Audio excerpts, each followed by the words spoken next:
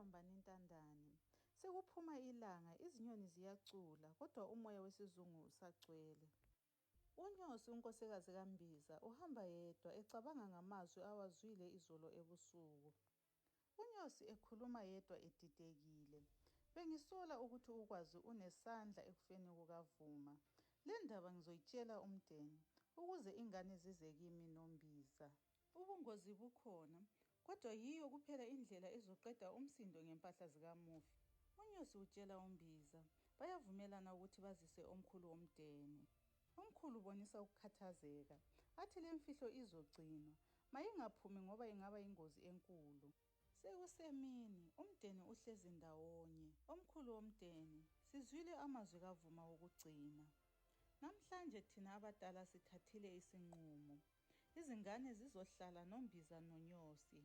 Bazokwazi ukuzikhulisa ngendlela efanele, futhi izingane zizoba nekhaya eliphephile.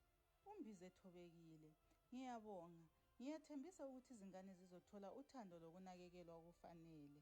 Ukwazi usukuma ukhomba uMbiza ngamanga lawa, njalo lenze iphutha elikhulu kakhulu. Lisezobona, uphuma endlini ecasukile, amehlo egcwele intukuthelo. Omkhulu womndeni ngolaka, kwanele. Isinqumo sesithathiwe. Qaphelani, ukwazi akajabulile. Endlini kakwazi ebusuku, ukwazi noZanele bahleli bodwa. uZanele uphakamisa ibhodlela elimnyama elilomuthi. uZanele uthi nansi, uma into zisiba nzima sebenzisa lokhu. Ukwazi emamatheka ngobubi. Uma bengithathela konke, bazozisola. Leli libutho lami lokugcina. uZanele emncenga, mngane masimsuse uMbiza. Impahla zikaMbiza lezikaVuma zizoba sezandleni zakho. Ukwazi evuma ethule, yebo kuzoba njalo. Bashaye izandla bajabule. Endlini kaMbiza, uMbiza loNyosi bahleli bodwa.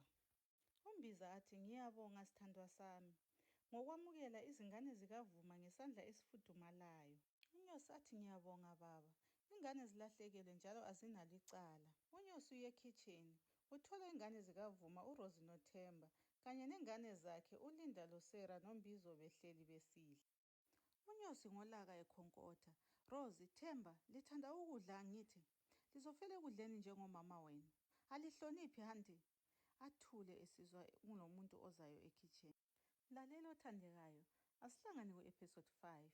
Nangu uNyosi ephenduka inyamazana. Yome Lombani ntandane.